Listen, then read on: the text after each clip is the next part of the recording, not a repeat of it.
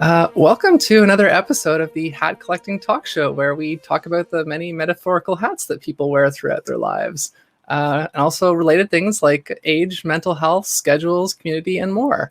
I am your host, Lacey Artemis. I am a creative Jill of all trades, and you can find me online as Artemis Creates. My guest today is Laur, who is a photographer and gamer, an avid backpacker, and the creator of the TransPeerNetwork on Discord. Laura is non-binary and uses they/them pronouns for the listeners. Thank you so much for being on the show, Laura. Thank you for having me. As the regular listeners will kind of now know, there's a series of questioning that I go through, and it's been slowly evolving over time, but I think I'm getting closer to what will probably be the final. So there's a few new questions in today's episode and a few familiar favorites. We're going to start with a brief land acknowledgement here, something I want to start doing. Laura and I both live in Toronto presently, and Toronto, or Tekaronto, is a dish with one spoon territory. There's a dish with one spoon treaty territory, a treaty established between the Mississaugas of the Credit, the Anishinaabe, the Huron-Wendat, and the Haudenosaunee. I'm still getting used to saying all of that, but it's important. So I know that you are not originally from Toronto. Did you want to talk a little bit about where you are from and maybe share anything that you think people should know about that? Sure. Yeah, I moved here pretty much a year ago. This is my first time living in North America. I lived in Europe first, but before moving to Toronto, I lived in Berlin for 8 years, more or less. And before that, I moved around a bunch between Germany, Hungary, France, mostly those three, mostly growing up in Germany first and then going to high school in Hungary. And then university in Berlin. Yeah. Okay. Is there anything like misconceptions or things that like you've heard people say about Germany or Berlin that you want to like correct or clarify? I think the biggest one that I always find very funny is that for a lot of people in North America, Bavaria is Germany, or like the Bavarian stereotypes are what they equate with all of Germany, even though they're very specific to that area. So people in most parts of Germany don't wear lederhosen. Oktoberfest is not really something that is celebrated in Berlin, for example. All of these things are very specifically Bavarian stereotypes. And you can very much see how, because of how Germany was divided between the victors of World War II, you can see how the stereotypes in North America are very much from the US territories. So that's always been really fun to see.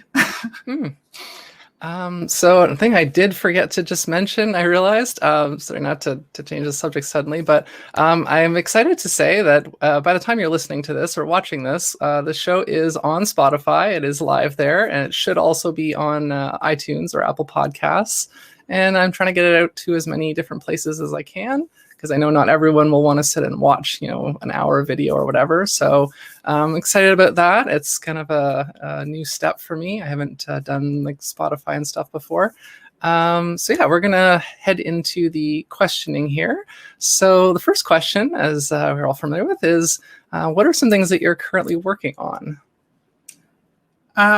I pretty much have one big project, and that's the TransPeerNetwork that you mentioned before. I work on that right now mostly on Discord, but that's expanding at some point in the future. So that's taking up about 60 hours a week. So I don't really have a lot of time for other projects next to it. But because it's a huge thing, there's a lot of different aspects to it, I would say. So that's what I do all day. You do definitely have to wear many hats to run a community, that's for sure.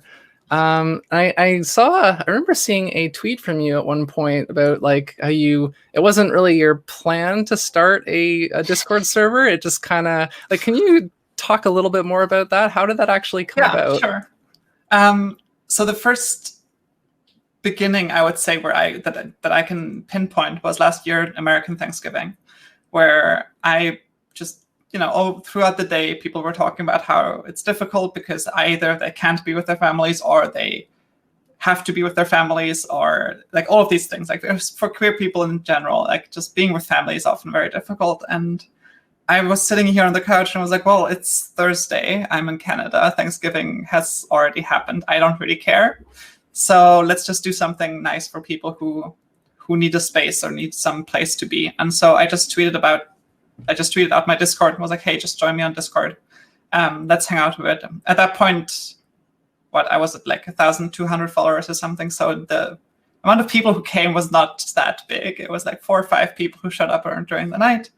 But we had a really good time just chatting in the background. And so because that went really well, I did the same thing again for New Year's. By that point, there were many more people joining. So we had, I think, 40-something people who came in at some point over the night. We had a 14-hour hangout. We streamed it to Twitch and had a couple hundred people watching there. And it just was this really nice, fun New Year's party for a bunch of people who didn't want to or couldn't go to other New Year's parties in person. And because everybody loved it so much, they asked me to make these more often. And I really enjoyed hosting that. So I was like, yeah, sure, let's do this every week. And so in mid-January, I started hosting weekly hangouts just on Discord, but not with a server, just a private DM call that people joined in. And people kept asking for a Discord server and kept asking for a Discord server. And I used to run a 500, 600 member competitive PvP MMO guild for a couple of years, which was a lot of work and a lot of frustration. And at some point, I just gave up on that, or like I stepped down. I was like, y'all have to deal with this without me. This is too much work. And so I back then had sworn to myself, I will never ever again manage an online community because it's just too much of a hassle. It's not worth it. It's too much. And so when I made the Discord server, I said, listen, this is here. I'll have this as a lobby for the calls, but I'm not going to let this become its own thing. I'm not going to let this become like a community Discord or something because that's too much work. And I need to find a job and I need to make money. And then I kept applying for jobs here in Toronto already before lockdown started. And it was really hard and I didn't really find anything. And after hundreds of resumes sent and 2 callbacks altogether with no actual job, at some point I got really angry because I applied for a job that I was absolutely perfect for. That was basically what I'm doing now. And I didn't hear back from them. And I got really annoyed and was like, okay, okay, I give up. I'm just going to do this. I'm going to lean into this TPN thing that I started accidentally, and I'm just going to push for this. And so over the last 8 months, I've turned that into my job. So we started this server in early February. At this point, it's, again, like 60 hours a week at least. So it's a full-time job.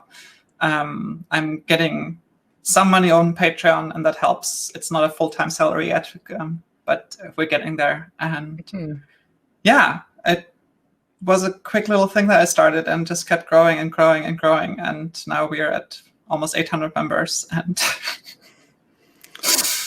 yeah, I've been on that server not since the very beginning, but since I think earlier this year. And like I've seen it grow, and like I know you didn't have the intention to become a community manager, essentially, but no, I did. I just meant to do that somewhere else. Oh, okay. I applied for community management positions in other places. That's already my background is in community management, event management, project management. So I have the background. I was just going to do that for one of the queer LGBT organizations here in Toronto instead of for my own.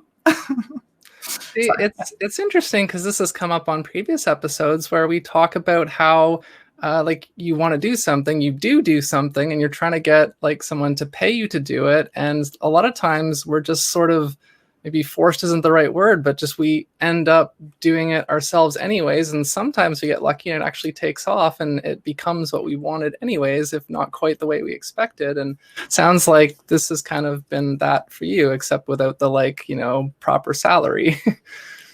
Yeah. Yeah. So for now, yeah. I do encourage everyone to get on Patreon and support this. It's definitely a worthy cause and a great community.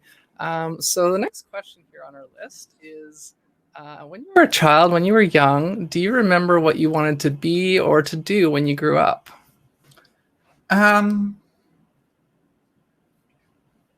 I honestly mostly defaulted to doctor because my dad was a doctor. It's not something I really thought about that much. I didn't really have a lot of future plans. Having an enthusiastic plan about my future and where I want to go long term is a very new thing. That kind of just became possible after I came out and transitioned and actually enjoyed the idea of a future me. So I didn't have like any big plans that were like set in stone for a long time. Okay. And so I know roughly what your age is. I don't remember exactly, but this next question kind of centers around this idea of age 30 being this magical milestone that you either have everything figured out and you're successful, or it's too late and you're screwed. So when the age of 30 comes for you, do you have a sense of like where you want to be in relation to your goals and your plans at that point? I would dispute that age 30 means something, especially in trans and queer circles. I would say that those are cis timelines, and the best thing we can do, and the best thing that I have found for myself to do, and what I tell everybody else to do, is to just ignore them. It's not meaningful. It doesn't matter. We don't work in the same. Our lives don't work the same way. I'm in puberty right now. I'm 28. It's absurd. It's fine. Just deal with it. No, for sure. I don't really consider I just turned 28 on Monday, so I don't consider. Thank you. I don't really think about those things in that way. I don't think that my 30s are going to be very much like cishet 30s are supposed to be, and I don't really mind that. I don't have big plans outside of the TPN. I want it by then to have it set up as a nonprofit, have the opportunity to pay myself a salary, hopefully pay other people's salaries as well. That would be really cool. I have a lot of plans for where to take the TPN. Outside of that, I don't really have big other plans. Yeah, no, I definitely agree with you about the age 30 thing being like it's more this cultural narrative, and you're definitely right. Like on this show so far, it hasn't been intentional, but I think all but maybe one of my guests, like a lot of them have been trans or non-binary, and most of us, if not all of us, have also had some kind of neurodiversity. And so for people in either of those categories or in both of those categories, like normal, quote unquote, normal timelines mean nothing. And so I think you're absolutely right. And so the idea here is, though, I'm trying to address kind of society more broadly. So it just so happens that we've had a lot of people that don't follow those norms as much. And so that does affect that, like, well, yeah, a lot of us are not going to have. But even I think I'm curious how many people who are like cis or who are not neurodivergent are sort of on that track more so. So we're going to continue rolling along here. So this is a new question for the listeners. We've all had people say discouraging things to us about our dreams or goals.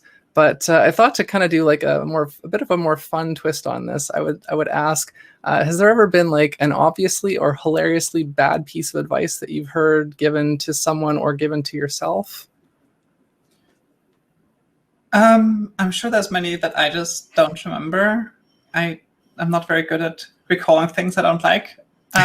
Fair enough. It's a coping mechanism. I remember one thing where after high school, I graduated high school, and I was basically sitting down and being like, okay, so what university do I go to? What classes do I take? What kind of what's my direction? And back then the first choice I took was law. And so I went to Berlin and I started studying law. And after a year of that, after 2 months, basically, I realized that this is not for me, because it wasn't taught as a science or as a scholarly endeavor. It was very much taught as a toolkit, as these are the laws, this is how you use them for your advantage, learn them, and then that's it. And I am much too critical and much too curious for that, to do that for years and years. And so I dropped out of that and went over to political sciences, which was same topic, but actually like why and are you sure this is good is encouraged instead of discouraged.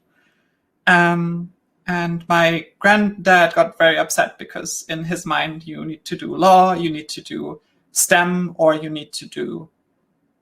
That's pretty much it. Yeah, it's law or STEM.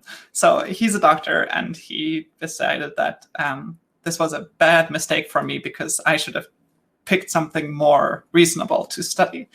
And yeah, that obviously didn't work for me because those are not the fields that make sense. And the idea of choosing a field because of your idea about the entire field and stuff, because that's something that you're passionate about, doesn't really make sense to me. Yeah, I mean, I've talked briefly about this with past guests. Of a lot of us have kind of heard the thing of like, if you're creative when you're young and you're like, I want to go do something artistic, like, well, that can never pay the bills. And this is something like it has come up a few times, and a lot of people, like my dad, kind of said a similar thing to me, where it's like, you should get a job in the trades. And I had some interest in some of that stuff, but I've just always had too much artistic ideas and drive and inspiration. And so it's been a matter of trying to find a way to make that into something like it's not paying the bills yet, but that's kind of the hope for one day. So our next question here, we're going to do another sort of trying to find a positive out of something a little less ideal. The pandemic has obviously disrupted most people's plans and lives and forced us to adapt on the fly. But have there been any positives or silver linings that have resulted from the disruption for you? Definitely. I applied for jobs from home before the pandemic started. I had just moved to Toronto. It was winter. I didn't really leave the apartment much. I didn't really know many people yet because I had just moved here. And so when lockdown happened, it didn't really change much other than the frequency of grocery shopping runs, because I was doing the same thing I did before, basically. What the silver lining for me is that because I had this TPN and had the Hangouts set up a couple of weeks, maybe a month and a half in advance of lockdown starting in North America, it meant that by the time everybody was suddenly stuck at home, by the time all the local support groups closed down, by the time everybody needed online community, we were already up and running, and we had the infrastructure set up, and we had the basic experience already figured out. And so we had a huge increase. We went from 1 to 3 Hangouts a week. We went from a couple dozen members to several hundred members. And for the TransPeerNetwork, and thus for my job, it was a huge boost because it was exactly what people asked for and needed in the time when lockdown started. So that has been a big bonus. I'm getting kind of tired of it. I'm getting tired of the border closure. Most of my friends are in the US, and some of them are very close, like 3-4 hours drive from here, and there's no way to see them, and that's kind of rough. But when it comes to what I was trying to build before that, and when it comes to what I'm working now, honestly, lockdown is ideal conditions for me. Yeah, I just to kind of touch on it again briefly from my side, I've been very fortunate in my life situation as well, and the lockdown has afforded me a lot more space and time to work on my aspirations, and that's been it's also been the culmination of years of kind of working at it. And I finally this year just happened that I finally felt like I found the right combination, the right theme. I really feel like I hit my stride this year, and I'm really excited about that. And I mean, just been bad news after bad news after bad news. But as much as there's been rough changes, there have been some unexpected positives, and that's something I do want to try to share with my audience. So another question that's been a mainstay of this show, it's something I think it's important to talk about and try to get a variety of perspectives on. Have you dealt with any disabilities or mental health challenges in your life, and how have you worked through them? Yeah, I mean, no physical disabilities that I know of, or that have any kind of effect on my life. Mental wise, I have ADHD, which is currently undiagnosed because I don't have the money to pay for a diagnosis for adults in Ontario. So that's something that I have to self-medicate for. I deal with anxiety a lot. I have dealt with a lot of depression. That's been much better lately, and I haven't felt that way in a very long time. But those are definitely things that have an impact. And because none of it is really medicated for me, it's mostly coping mechanisms. When it comes to ADHD, it's coping mechanisms like lists of lists of lists of lists and reminders that remind me of the reminders that I set. And just finding an environment that works for me and finding a workflow that works for me. And with anxiety, it's mostly talking about it. For me, it's a lot of anxiety around very important special relationships for me. And so what helps me is very openly talking about those so that the people around me who can trigger those issues for me can accommodate for those and understand what's happening when I start behaving in a way they don't understand. So just being very aware of what triggers it, what causes it, what feelings are involved in that, and communicating those openly has been very helpful.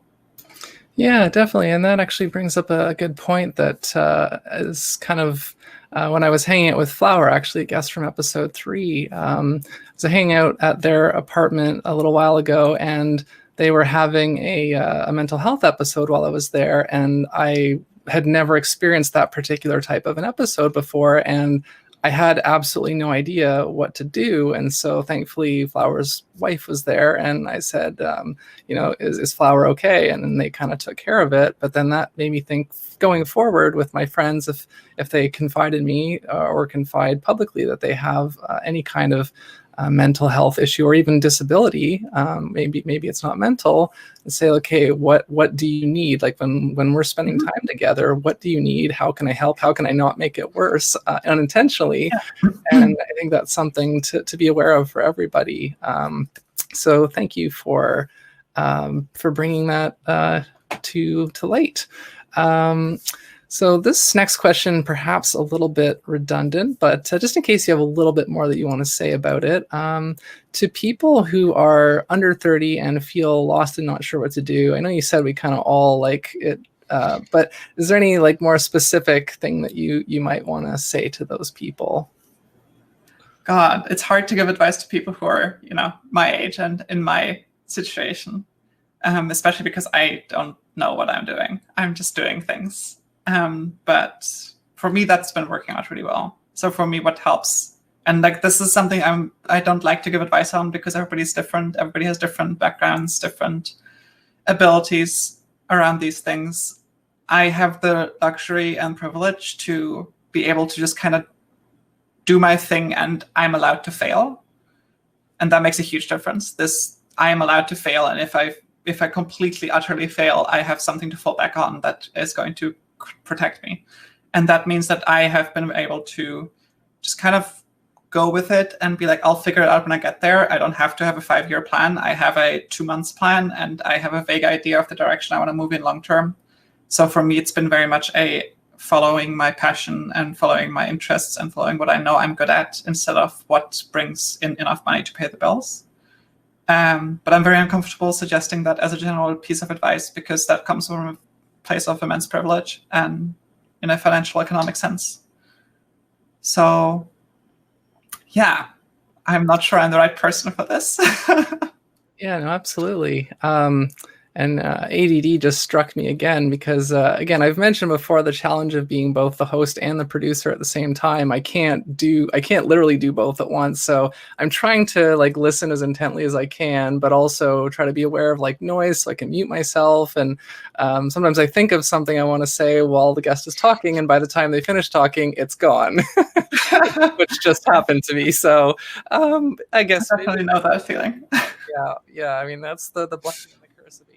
But yeah, I definitely, even with that struggle and with those challenges, this is, and you're right, like everyone is different and we kind of all just have to find our way. And I think this show is, again, it wasn't intentionally meant to have a mostly kind of like trans or neurodiverse audience. That's kind of the way it's shaken out so far, but I am seeking to get more variety of guests and more like kind of typical or normative guests, I guess, maybe for lack of a better term.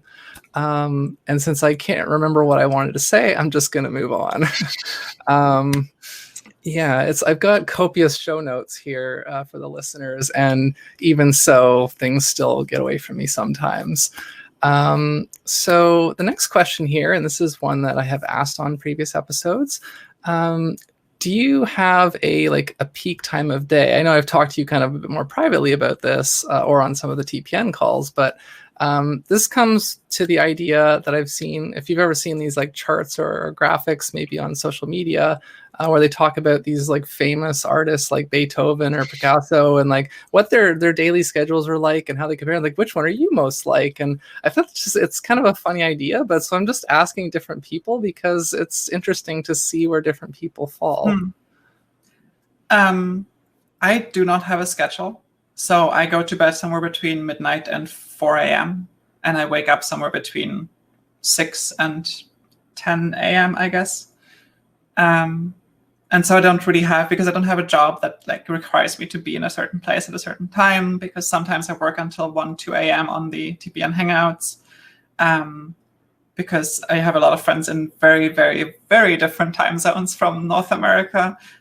I absolutely don't have any kind of peak time or peak anything. I have trained myself over the years with constantly being very much online and not working in office jobs too much, to just go with whatever happens. And so by the time, at some point, I'm going to be tired and I'm going to go to bed and I'm going to sleep for a couple of hours and then be awake for a couple of hours and sleep some more and then be awake again. And I can usually jump into productivity mode pretty quickly, if ADHD lets me. So I don't really have any kind of schedule like that.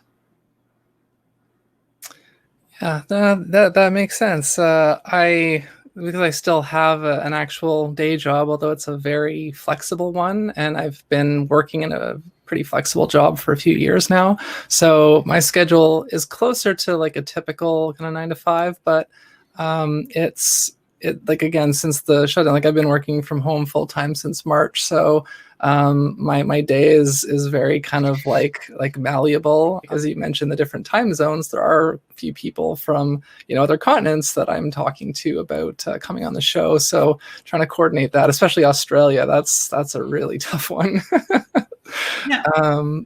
But actually I do want to mention, before I forget, before ADD steals it from me again, so as I said, I do want to get more of a variety of guests on this show, and that's not only age-wise and gender-wise and like race-wise, like I want to have, so essentially what I'm trying to drive at here is, if you'd be interested in coming on this show and answering these questions and talking about stuff, you can reach out to me at hatcollectingshow@gmail.com, and I'll try to figure something out. But it might just take a little while because I do have a bit of a queue going right now. But to continue on here, this is also a new question that I'm starting to ask, and it may or may not stick. We'll see. What would you say are your two most dissimilar hats? So basically your two most dissimilar skills or interests or that sort of thing. I would say it's, on the one hand, community management, and on the other hand, backpacking. Because one is very stationary and very focused on a lot of people and on social interactions between these people and on creating a space where people can be together. And then the other is about just disappearing into the woods for a week, not really meeting anybody, not really spending time with anybody, not really being around people, and just walking, getting up in the morning, walking, going to bed, getting up in the morning, walking, going to bed. And those two things are very different in what they give me and why I love them, and in what kind of skill sets they require. And they're my two main things that I do. So that is a great first example for that question. I like it. So another question here, I think I asked this in a couple of bonus episodes now, but I'm going to try it on the main show. What is the last new thing you learned, whether it was like a concept, a fact, a skill, or something like that? And what is the next new thing that you'd like to learn or try? I'm sorry, my life is literally centered around one thing, so my answers are always going to be the same. It's Discord, honestly. It's a huge app, and we have 12, I think, different bots that are running on this server and making all of those work and making them work together and figuring out how to make all of the technical background aspects of this community work seamlessly and safely has been a huge challenge and something that I'm still learning. So that's been the big thing that I've learned in this year as a skill or as a knowledge base. And the next one is going to be, I'm going to have to sit down at some point and look at Canadian not-for-profit law and how to turn things into not-for-profit and how to deal with budgeting and finances and the legal background of all of those things. And that's going to be that's the big next step for me. And that's a skill or an area of expertise that I don't have yet that I know I'm going to have to acquire soon. Yeah, that definitely sounds despite the fact that my day job is kind of in the accounting bookkeeping realm, it's certainly not something that I ever enjoy spending copious amounts of time on. And, I don't even do my own taxes, and I'm thankful for that. I have someone that does them, so I don't envy you, and I hope that maybe somebody in your network might be able to help you with that, with giving you some tips or things like that. So the next and kind of the last question, I guess, in this current series of questioning, are there any causes or charities that you would like to raise awareness of or bring more attention to, besides the obvious things like Black Lives Matter and Antifa and missing and murdered Indigenous women, those sorts of things? It's gonna still be an obvious one because, I did when was that? Over the winter, before I started doing the TPN full time, I did the training course for TransLifeline to be a volunteer for them. They have a really comprehensive, amazing training regime that you can do online. And so I'm not even going to ask so much for, obviously financial contributions, I'm always great, but they're also always desperately looking for volunteers who can work on the phones. And having been working with the trans community for this long, I've spent a lot of time dealing with suicide and with all kinds of issues surrounding that topic. And I know that while they have issues and things that are difficult for a TransLifeline to deal with, what is going to help them most and what is volunteers there and financing. So that's usually what I focus on, and that's what I would do myself if I had the opportunity to do so. Very good. Yeah, I've talked to several people that really strongly recommend. Recommend feels like the wrong word, but that promote them, and it's definitely an important service because unfortunately, trans rights and trans safety is very much kind of under fire again right now. But yeah, it's really it's unique in what I've seen so far compared to other suicide hotlines or crisis hotlines, in that it focuses so specifically on one specific experience, being trans people, that only trans people work there, that they are very aware of the very specific difficulties that trans people often deal with. And there's a lot of reasons why trans people will not call other hotlines. And I really support and like the ethics and theory behind how TransLifeline is set up for those reasons. Yeah, that's very important, and thank you for bringing that to the show.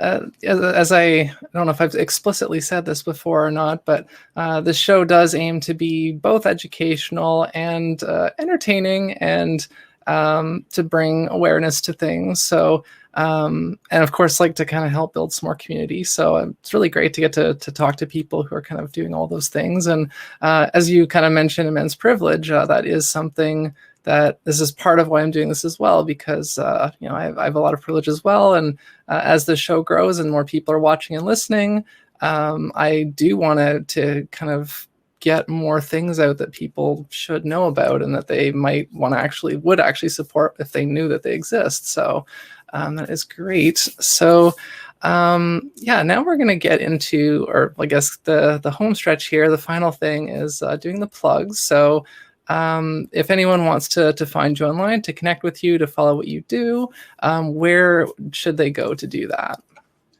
Right now, the best place is Twitter. I'm My @ is @I'm_just_Laur. And that's where you can find me. That's where you're going to see updates for the TransPeerNetwork. You can check out the hashtag. It's just #TransPeerNetwork in one word, where you're going to see all the updates I have for that. If you want to support it, in my pinned tweet on Twitter, you can find all the links to different options where you can support it financially. That's where you can find a way to get the invitation link if you want to join it yourself, if you're trans or non-binary or in any other way not cis. And that's my plug. Okay, so that's great for the listeners. I also will have it up on the screen on YouTube, and in the podcast description, I'm putting all of the links as well. So I do try to make sure, because again, I realize some people are listening, so they're not going to see what's on the screen for YouTube. But speaking of that, if you have been enjoying these episodes and you want to keep enjoying them, please do come and like and subscribe on YouTube. That will help to kind of get more people to see it. And I do a bonus episode with each guest where you kind of record a little bit extra after the main episode, and that goes out on my Patreon page. So that's currently you can get on there for $1 a month, and you'll get each bonus episode as it comes out, and probably early before the main episode goes live. And of course, you also get to kind of influence what other stuff that I'm doing. So please consider that. And I also, this is the first time I'm actually remembering to mention this, I have merch because I do design as a side thing, more of like a hobby, but I have done various designs, and you can get them on like shirts and pillows and backpacks and things like that. So and mugs. I don't have my branded mug here right now. It's the one time I forgot it. It's in the other room. But yeah, so if you want to check out some of those designs and maybe like some of them, that's artemismerch.com. And again, that link will be in the description. And I'm trying to make sure I don't forget anything else important here. My show notes. Oh, yes. And this show you can find at hatcollecting.com or at hatcollecting on all social media platforms. So please consider subscribing there as well, or following, I guess. And we're going to round this out and do the bonus episode. But we're going to do something new today for the first time, because unfortunately our guest does not have a hat handy. So we are going to mime putting hats on to wave goodbye, just to kind of keep the tradition alive here. So if you, so we can maybe on the count of 3, we can mime putting hats on. Okay. Okay. So we'll go 1, 2, 3. So these are our lovely invisible hats. I hope that you enjoy them. And thank you so much for being on the show, Laur. And again, if you want to keep hearing from Laur and hear what other, there's some more interesting questions I've got cooked up here. So if you'd like to hear more from Laur, then please come on over to Patreon and subscribe for the bonus episodes. Thank you for listening and watching.